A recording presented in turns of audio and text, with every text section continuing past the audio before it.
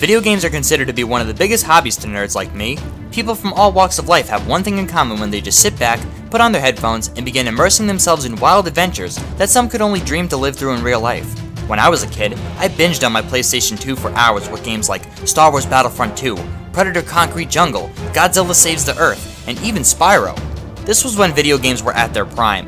No unfinished games being released, no 25,000-hour updates, no loot boxes, no downloadable content from an in-game store needed to experience the full game.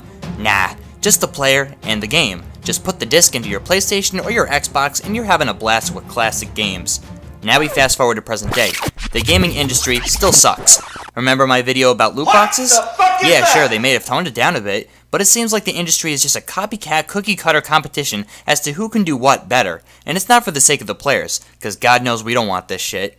Let's go back in time a little bit. You remember that game Skylanders, where you had to buy action figures, put them on a little platform, and they popped up on screen? Cool as shit, right?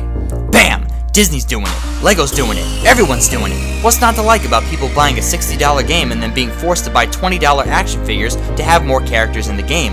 It's not like you can just unlock them normally in the game.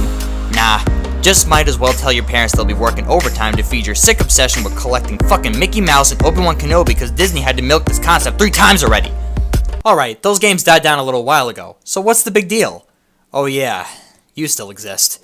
Later in time we come to loot boxes, a controversial game tactic used to implement RNG elements into little mystery boxes to give players random rewards.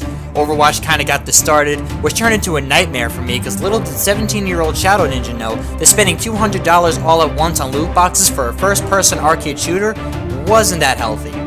Oh shit, this is actually working. Players will actually fall for this and they'll gamble until their wallets scream, "No more, please! Oh, the humanity!"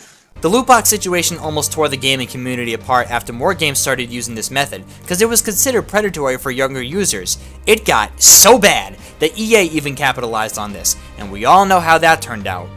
Now a new gaming trend has shown its face in game popularity, Battle Royale.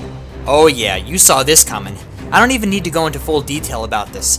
PUBG and H1Z1 do it decently. It's okay I guess. Then Fortnite's like, hey, let's do the Battle Royale thing and put our own spin on it. And then Call of Duty's like, who needs a campaign? Battle Royale, everyone else is doing it. And then DICE is like, Call of Duty, if anyone's gonna do it, it's gonna be me.